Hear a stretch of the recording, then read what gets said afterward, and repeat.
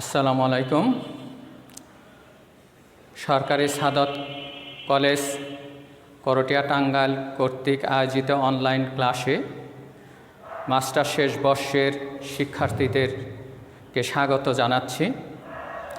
এই করোনাকালীন সময়ে অনলাইনের ক্লাস কার্যক্রম আমরা চালিয়ে যাচ্ছি। তোমরা এগুলো মনোযোগ দিয়ে দেখছ এবং ক্লাসগুলো নিজেরাও বাড়িতে বসে প্র্যাকটিস করছ। আমি মোহাম্মদ গোলাম সরোয়ার খান, সহযোগী অধ্যাপক। আজকে আমি তোমাদের 31-15 কোর্স কোড থেকে মাছের অতিরিক্ত শ্বসন অঙ্গের উপর আলোচনা করব। অর্থাৎ মাছের অ্যাক্সেসরি রেসপিরেটরি অর্গান। আমরা জানি মাছ জলজ প্রাণী। মাছ জলজ শ্বসন করে থাকে, অর্থাৎ মাছ ফুলকার সাহায্যে সে শ্বসন কার্য চালিয়ে থাকে। অর্থাৎ মাছের ফুলকাই হচ্ছে তার প্রধান শ্বসন অঙ্গ। কিন্তু বিশেষ মুহূর্তে বিভিন্ন সময় অর্থাৎ প্রতিকূল অবস্থায় মাছ ফুলকা ছাড়াও বিশেষ ধরনের অঙ্গের সাহায্যে সে শ্বসন কার্য চালিয়ে থাকে। এই সকল অঙ্গগুলির সমষ্টিকেই একত্রে অতিরিক্ত শ্বসন অঙ্গ বলা হয়ে থাকে। অর্থাৎ মাছ যখন স্বল্প পানির মধ্যে থাকে বা গ্রীষ্মকালীন সময়ে জলাশয়ের পানি কমে যায়, সেই পরিবেশের সাথে খাপ খাওয়ার জন্য মাছের দেহের মধ্যে কিছু পরিবর্তন বা রূপান্তর ঘটে থাকে, অর্থাৎ মাছ অভিযোজিত হয়ে থাকে। এবং ওই অবস্থায় সে বায়বীয় শ্বসন করে থাকে। এই বায়বীয় শ্বসনের ক্ষেত্রে মাছের দেহের যে অঙ্গগুলো এই কাজ করে থাকে তাদেরকেই বলা হয় অ্যাক্সেসরি রেসপিরেটরি অর্গান। এই অঙ্গগুলির মধ্যে মাছ ত্বকের সাহায্যেও সে এই বায়বীয় শ্বসন করতে পারে। এটাও তার অতিরিক্ত শ্বসন অঙ্গ হিসাবে কাজ করে থাকে। বিশেষ করে অ্যাঙ্গুলি এবং প্যারিওপথ্যালমাস মাছের ক্ষেত্রে এদের এই সকল মাছের ত্বক পাতলা হয়ে থাকে এবং ত্বকের সংলগ্ন এইগুলো রক্তজালিকা পূর্ণ থাকে। ফলে ত্বক স্যাঁতসেঁতে পরিবেশে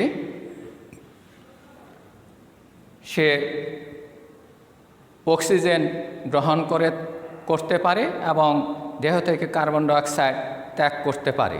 এইভাবে সে ত্বকের সাহায্যে শ্বসন কার্য চালিয়ে থাকতে পারে। তাহলে শ্বসন অঙ্গসমূহ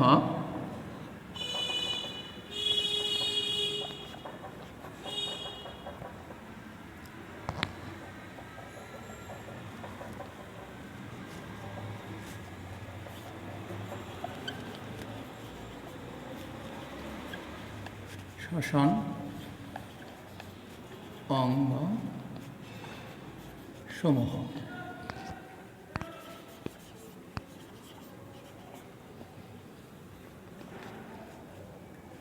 এক, ত্বক।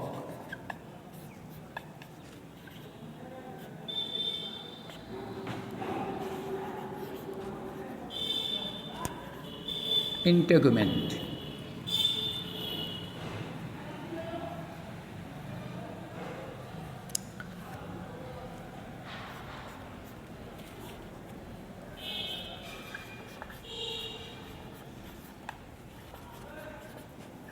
দুই শ্রোণী পাখনার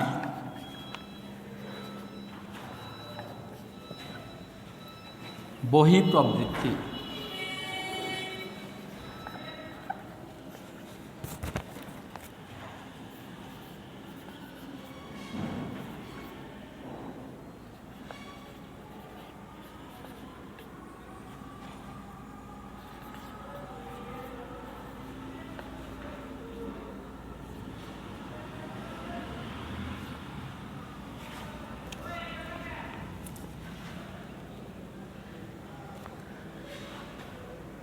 তাহলে এছাড়াও শ্রোণী পাখনার বহিঃপ্রবৃত্তি অর্থাৎ আউটগ্রোথ অফ পেলভিক ফিন, এর সাহায্যেও বহিঃপরিবেশ থেকে মাছ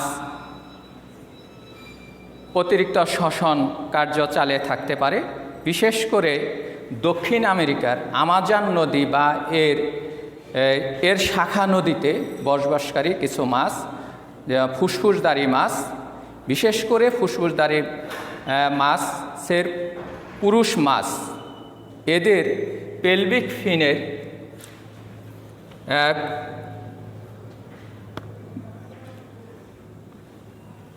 এই ধরনের সহায়ক অঙ্গ দেখা যায়। এই পুরুষ মাছের বিশেষ করে এই পেলভিক ফিনের এই প্রবৃত্তিটা এই প্রজননকালীন সময়ে এটা গঠিত হয়ে থাকে। এই পেলভিক ফিনের এই বহিঃপ্রবৃত্তির সাহায্যে সে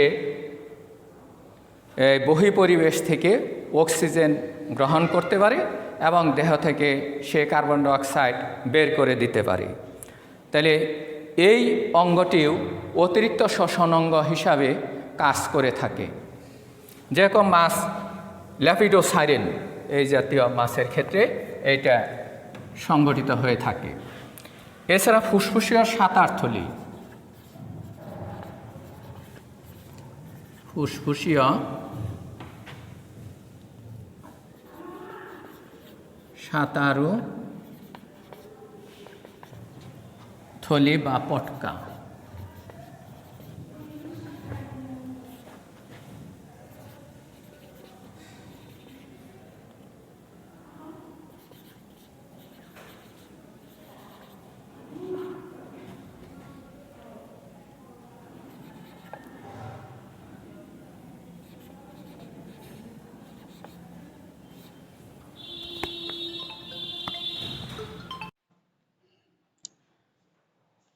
তাহলে ফুসফুসীয় সাঁতারু থলি বা পটকা অর্থাৎ সুইম ব্লাডার, স্লাং অর্থাৎ সুইম ব্লাডার, এটা অনেকটা লাং বা ফুসফুসের ন্যায় কাজ করে থাকে। এটা সাধারণত ফুসফুসধারী মাছ অর্থাৎ ল্যাপিডোসাইরেন, প্রোটোপটেরাস এ জাতীয় মাছ এটা দক্ষিণ আমেরিকা পাওয়া যায়। এই জাতীয় মাছের অর্থাৎ ফুসফুসীয় মাছের যে পটকা, এই পটকা রূপান্তরিত হয়ে ফুসফুসের ন্যায় কাজ করে থাকে এবং এই সকল মাছ যখন পানি কমে যায় বা গ্রীষ্মকালের সময় এই মাছ গ্রীষ্ম নিদ্রায় যখন চলে যায়, তখন এই মাছ এই পটকার সাহায্যে এর সাথে পটকার এর সাথে রক্তজালিকা সমৃদ্ধ থাকে। এই রক্তজালিকা বহিঃপরিবেশ থেকে অক্সিজেন গ্রহণ করতে সক্ষম এবং দেহ থেকে যে কার্বন ডাইঅক্সাইড উৎপন্ন হয় তা দেহের বাইরে বের করে দিতে পারে। এইভাবে সে পানি স্বল্প স্থানে বা স্যাঁতস্যাঁতে পরিবেশেও এবং গ্রীষ্মকালীন নিদ্রাতে থেকেও মাছ বাতাস থেকে বা বায়বীয় শ্বসন সম্পন্ন করতে পারে।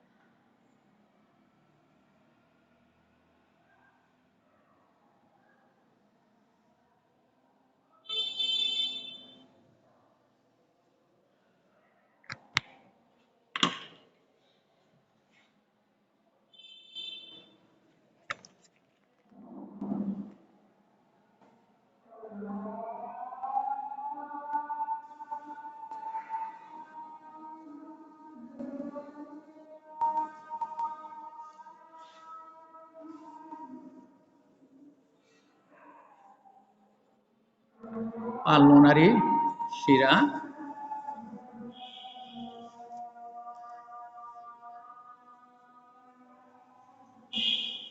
লোটিস,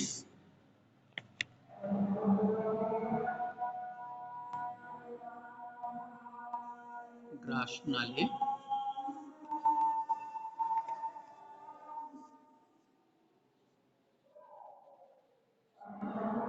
ফুসফুস।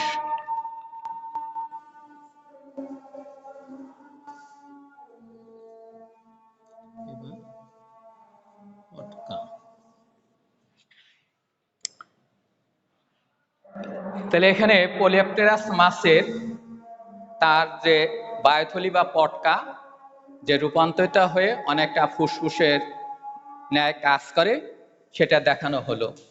অর্থাৎ এই ফুসফুসীয় বা এই পটকার গাত্রের ভিতরে রক্তজালিকা বিদ্যমান, সেখানে ধমনী এবং শিরা, পালমোনারি ধমনী এবং পালমোনারি শিরা বিদ্যমান। এর সাহায্যেই এদের গ্যাসের বিনিময় হয়ে থাকে, অর্থাৎ অক্সিজেন এবং কার্বন ডাই অক্সাইডের বিনিময় সংঘটিত হয়ে থাকে।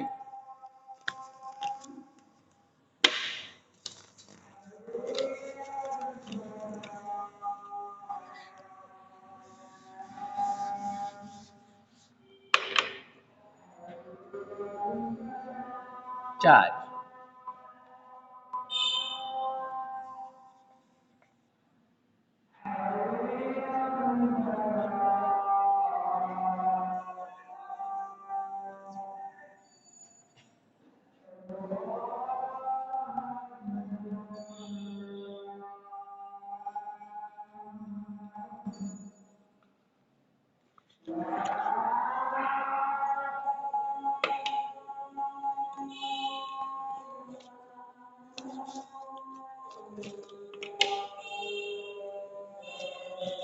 তাহলে মুখবিবর বা গলবলীয় এপিথেলিয়াম অর্থাৎ কোনো মাছের,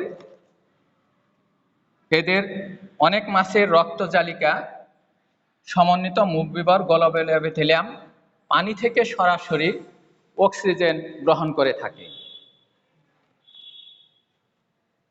বিশেষ করে দক্ষিণ আমেরিকার বাইন মাছ এবং কিছু মাড স্কাইপার এরা কর্দমাক্ত স্থান থেকে মুখবিবর গলবীয় এর মাধ্যমে অক্সিজেন গ্রহণ করে থাকে এবং সে কার্বন ডাই অক্সাইড ত্যাগ করে। এইভাবে এই অঙ্গটা অতিরিক্ত শ্বসন অঙ্গ হিসাবে কাজ করে থাকে মাছের।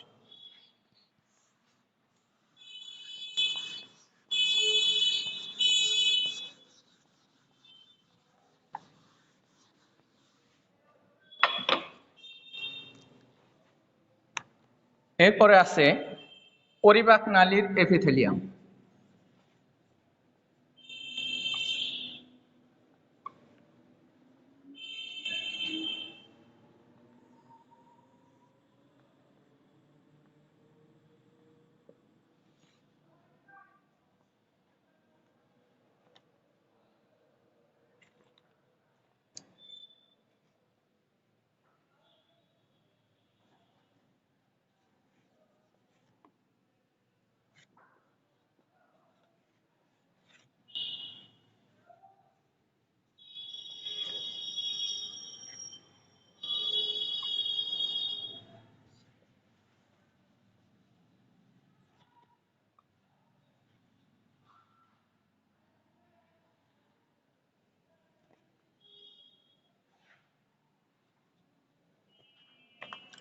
তাহলে এই ক্ষেত্রে হলো বিশেষ করে গোবিটাস এবং হাইপোস্টোমাস এই জাতীয় মাছের এই পরিপাক নালীর যে এপিথেলিয়ামের অন্তঃপ্রাচীর রক্তজালিকা সমৃদ্ধ থাকে এবং এই রক্তজালিকার এর মাধ্যমে পানি থেকে বা বায়ু থেকে অক্সিজেন গ্রহণ করে থাকে এবং এই গ্রাসনালী পথে যে বাতাস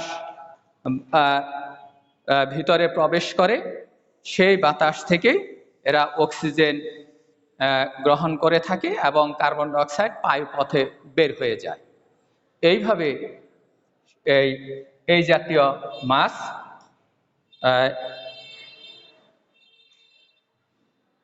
মাছ আপৎকালীন সময়ে তারা শ্বসন কার্য চালাতে পারে।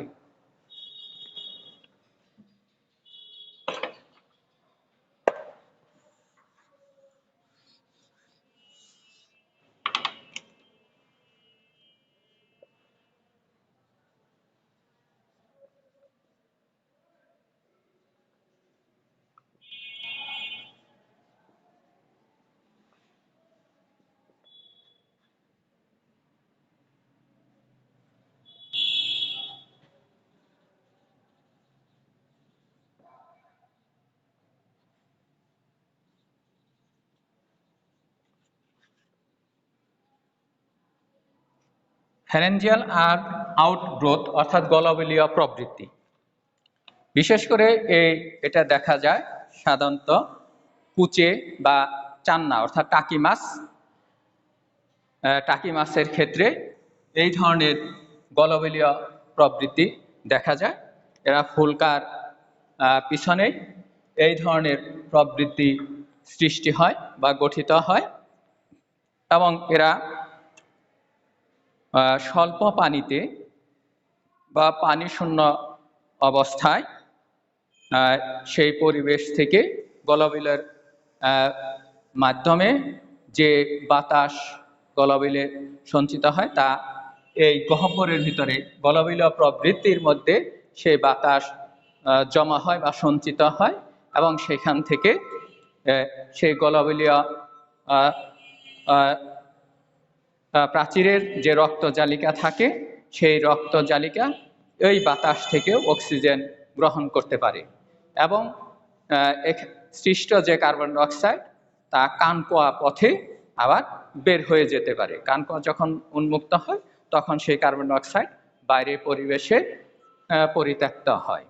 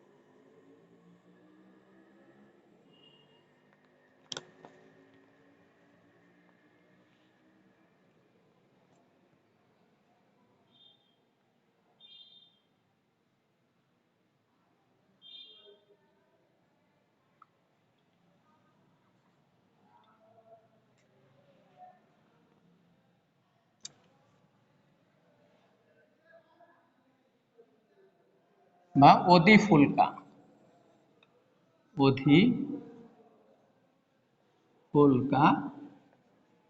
গহ্বর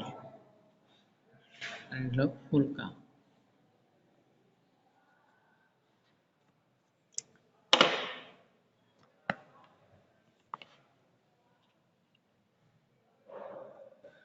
তাহলে এই ক্ষেত্রে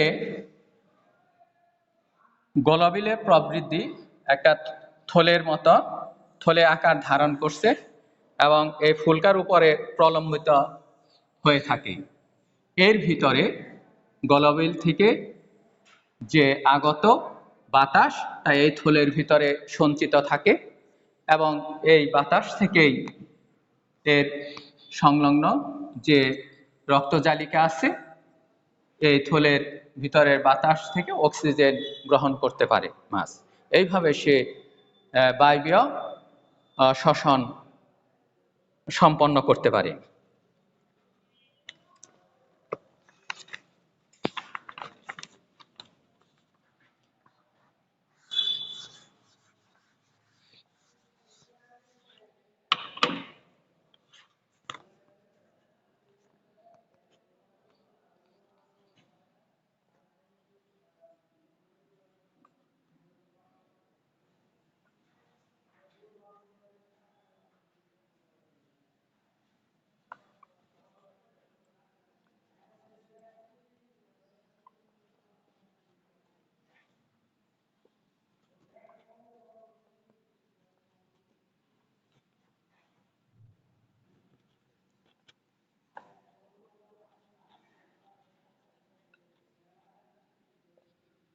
ফুলকা প্রবৃদ্ধি বা ব্রাঙ্কিয়াল আউটগ্রোথ। বেশ কিছু মাছের ক্ষেত্রে এই ফুলকা প্রকোষ্ঠ বর্ধিত ও রূপান্তরিত হয়ে অতিরিক্ত শ্বসন অঙ্গ হিসাবে কাজ করে থাকে। এরা পানি ছাড়া দীর্ঘ সময় এরা বেঁচে থাকতে পারে, এই কারণে এই জাতীয় মাছকে জিওল মাছ বলা হয়ে থাকে। যেরকম শিং মাছ, মাগুর মাছ, কই মাছ এগুলো পানি থেকে তুলে ডাঙ্গাতে এরা অনেক সময় দীর্ঘ সময় বেঁচে থাকতে পারে এবং এগুলোকে আমরা বাড়িতেও আমরা রাখতে পারি। অল্প পানির মধ্যে এদেরকে জিয়ে রাখা যায় বলেই এই মাছগুলোকে জিওল মাছ বলা হয়ে থাকে। যেরকম শিং মাছের ক্ষেত্রে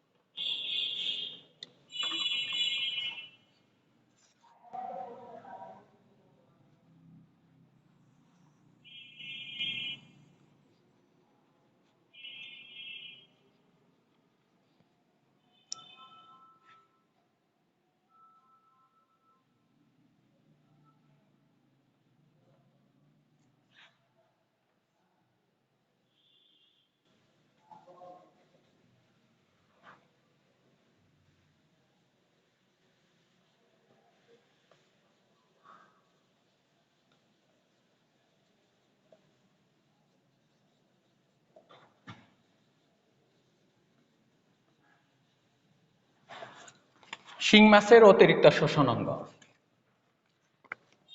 অর্থাৎ হেটারোনিস্টেস ফসিলিস বা শিং মাছ, এদের ফুলকা থেকে অর্থাৎ ফুলকা প্রকোষ্ঠ পশ্চাৎ দিকে এটা বর্ধিত হয়ে যায়, বর্ধিত হয়ে একটা টিউবের মতো বা নলাকার নলের মতো সৃষ্টি হয়। এই নালীটাকে অর্থাৎ মাছের উভয় পার্শ্বে অর্থাৎ এক জোড়া এই নলাকার থলের সৃষ্টি হয় এবং এটা বর্ধিত হয়ে পশ্চাৎ দিকে মাছের লেজ পর্যন্ত, লেজের কাছাকাছি পর্যন্ত এটা বর্ধিত হতে পারে, হয়ে থাকে এই নালীটাকে বলা হয় নিউম্যাটিক স্যাক। এই নিউম্যাটিক স্যাকের ভিতরে গলবিল থেকে যে আগত বাতাস এটা নিউম্যাটিক স্যাকের ভিতরে প্রবেশ করে এবং নিউম্যাটিক স্যাকের গাত্রে অসংখ্য রক্তজালিকা বিদ্যমান থাকে। সেই রক্তজালিকার মাধ্যমে নিউম্যাটিক স্যাকের ভিতরে আবদ্ধ বাতাস থেকে এই শিং মাছ অক্সিজেন গ্রহণ করে থাকে। অর্থাৎ শিং মাছ যখন পানিতে থাকা অবস্থায় এরা জলজ শ্বসন সম্পন্ন করে থাকে, ফুলকার সাহায্যে শ্বসন সম্পন্ন করে থাকে। যখন এই মাছ ডাঙ্গায় উঠে আসে, অর্থাৎ পানির থেকে, জলাশয় থেকে উপরে ওঠানো হয় ডাঙ্গায়, তখন এরা এই বায়বীয় শ্বসন করে থাকে। অর্থাৎ এই নিউম্যাটিক স্যাকের ভিতরে যে বাতাস গলবিলের মাধ্যমে প্রবেশ করে তার থেকে এরা অক্সিজেন গ্রহণ করে থাকে এবং কার্বন ডাই অক্সাইড ত্যাগ করে থাকে।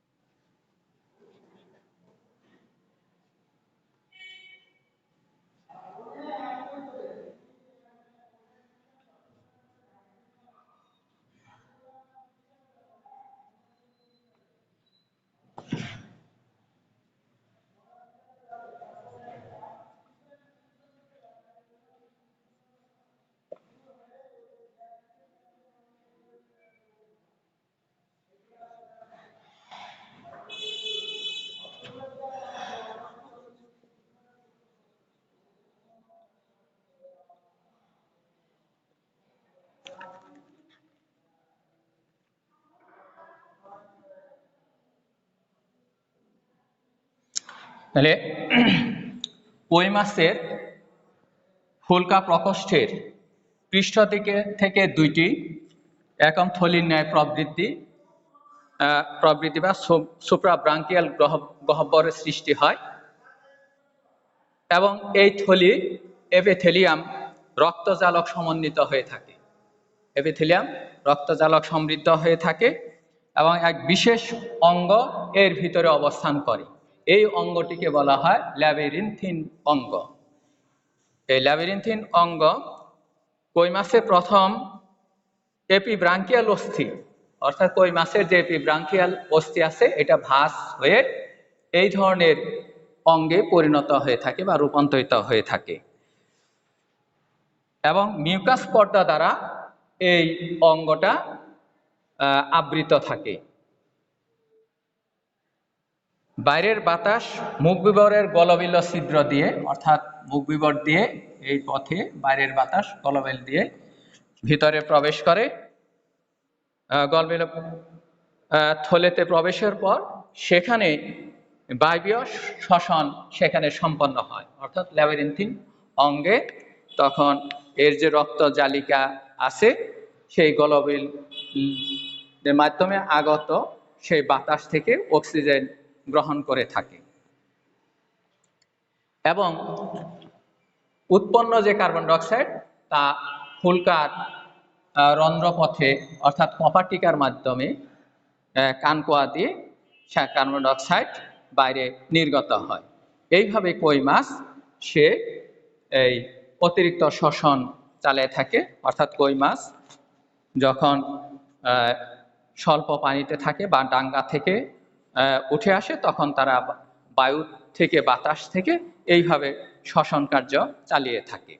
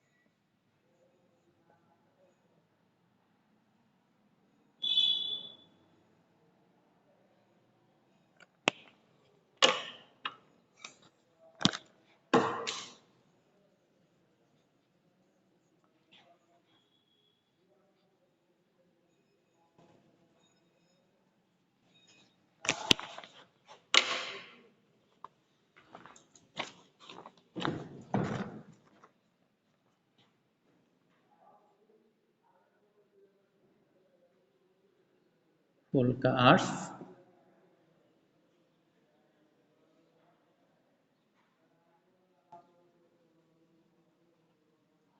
ফুলকা ফিলামেন্ট।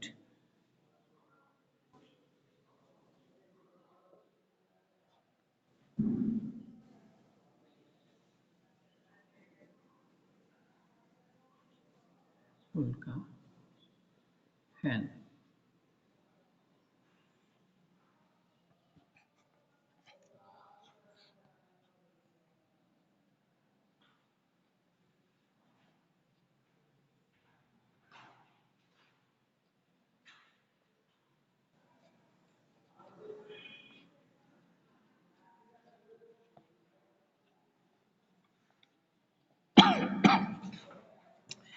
এ হলো আর্বোরেসেন্ট অঙ্গ, অর্থাৎ ফুলকা গহ্বরের ভিতরে এই আর্বোরেসেন্ট অঙ্গ ফুলকা, ফুলকা আর্স, ফুলকা ফিলামেন্ট এবং এর সাথে ফুলকা ফ্যান।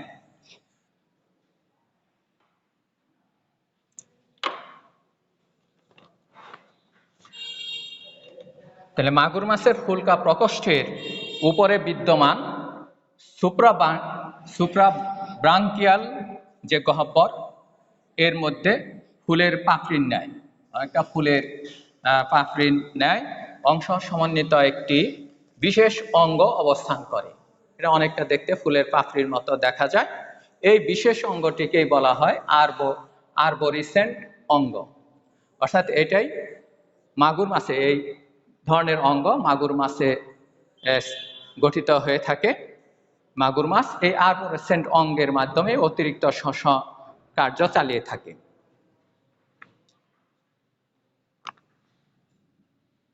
এই অঙ্গটি রক্তজালিকা সমৃদ্ধ থাকে এবং মিউকাস পর্দা দ্বারা আবৃত থাকে। অতিরিক্ত শ্বসন অঙ্গ রূপে এটা ব্যবহৃত হয়ে থাকে।